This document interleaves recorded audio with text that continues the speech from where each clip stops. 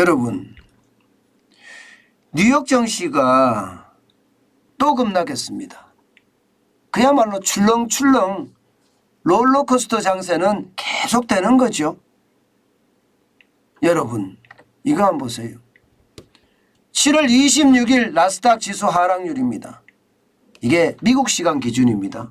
우리나라는 7월 27일이고 지금 오늘 새벽에 마감한 것은 7월 26일 나스닥 지수잖아요. 나스닥 지수는 주로 기술주가 중심이 된 시장을 말합니다. 그런데 1.87%가 떨어졌습니다. 많이 떨어졌죠. 예. 어제는 올라가고 오늘은 떨어지고 내일은 올라가고 모레는 떨어지고 이런 롤러코스터 장세가 지금 계속될 듯 보이는 겁니다. 실제 나스닥 지수는요.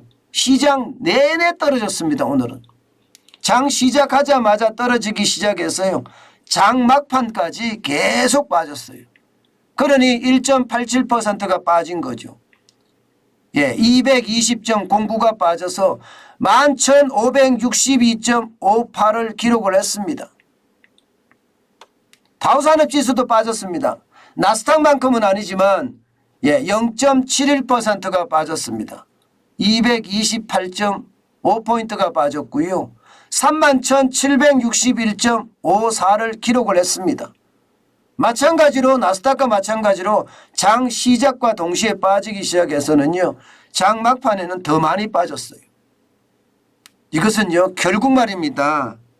지금 미국의 증시도 왜 이게 FOMC 그러니까 미국의 연방공개시장위원회가 금리를 어떻게 결정할지 신경을 쓰고 있다는 뜻이에요.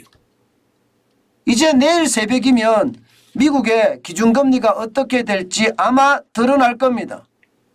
내일 새벽이면요. 우리 시간으로 내일 새벽입니다. 예. 지금까지 시장에서는요. 7월에도 자이언트 스텝을 가지 않겠느냐 이렇게 예상은 하고 있어요. 연속 자이언트 스텝이죠. 1% 울트라 스텝은 아니다.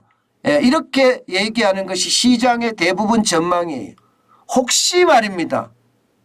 또 제롬 파월 연방준비제도 의장이 변심을 해서 1%까지 갈 수도 있다 하는 그런 아주 작은 예측은 나오기는 하지만 예, 대세는 0.75%를 인상하는 자이언트 스텝으로 갈 거다 하는 얘기죠. 결국 말입니다. 시장은요. 미국 금리 인상에 집중되어 있다는 이야기가 되는 겁니다. 저는 이 시장을 보면서 말입니다. 결국 말입니다. 예, 지금 증권시장에서 예, 금리 인상을 아주 목 놓아 바라보는 자체가 결국 말입니다. 금리 인상 자체가 경기를 좌우한다. 저는 이렇게 생각할 수도 있다고 생각을 합니다. 그만큼 금리를 올리는 데 따라서 말입니다. 경기 침체가 엄청나게 심각하게 올 수 있기 때문입니다. 지금 현재까지 봐서는요. 경기 침체 결국은 올 수밖에 없다. 이렇게 예측이 됩니다. 왜냐고요? 지금 보세요. IMF도 세계 경제 전망을 다시 내놨어요. 세계 경제 전망을 다시 내놨는데 그 성장률을 보면 말입니다. 지금 3.2%로 떨어뜨렸습니다. 3.2%로 굉장히 많이 떨어뜨렸죠. 세계 경제가 당초에는 3%, 4%, 4%까지 간다고 그렇게 이야기를 해왔지만 결국 말입니다. IMF도 미국의 경제 성장률 전망치가 점점 떨어질 수밖에 없다. 그만큼 금리 인상이 충격이 된다 이런 뜻이에요.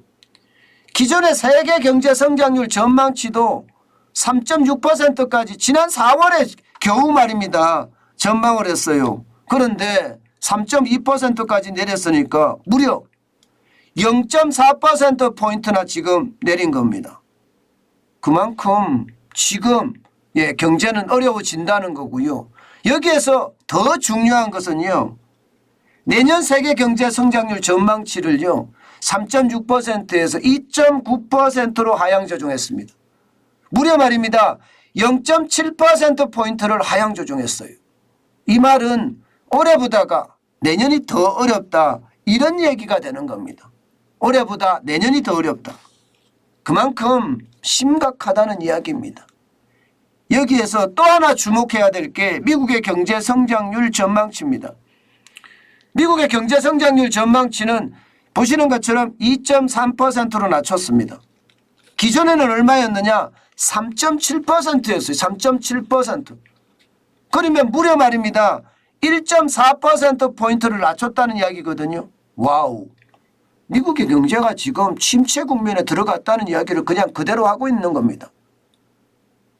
제닛 옐린 미 재무장관은 침체 아니다. 고용시장이 좋은데 무슨 이야기냐. 이렇게 이야기하지만 IMF가 지금 이야기하고 있는 것을 보면 레리 서머스 전 재무장관이 결국은 침체 올 거다. 지금 금리 인상에 대한 생각, 경기 침체에 대한 준비를 안 하면 최악의 상황이 올 거다. 이 말이 오히려 설득력이 더 있다는 이야기가 사실 맞아지고 있는 거죠.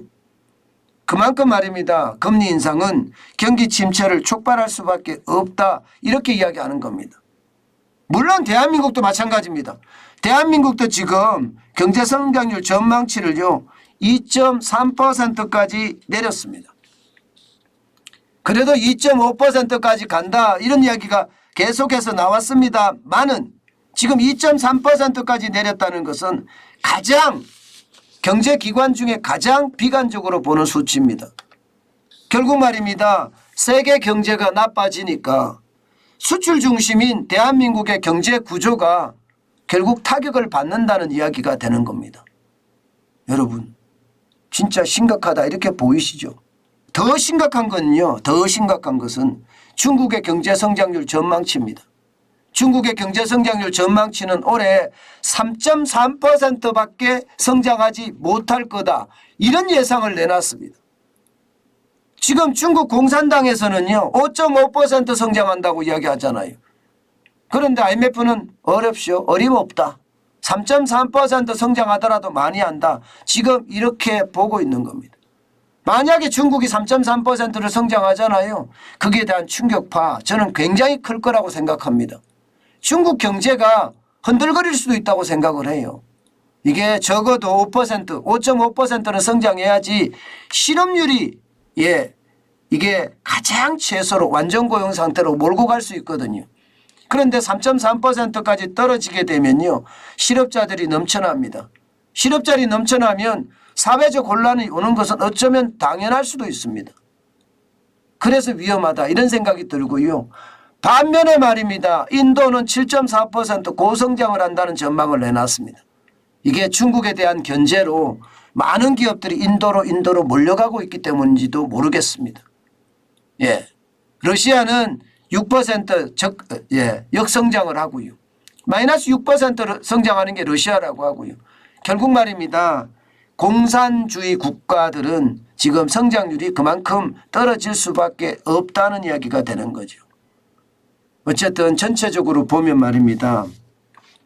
선진국이든 신흥국이든 어느 나라든 상관없이 말입니다.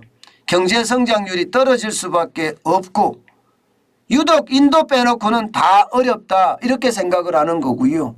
그 와중에 세계 경제 성장률까지 내려가니까 지금 미국 주식시장에서 지금 보여주는 것처럼 결국 말입니다.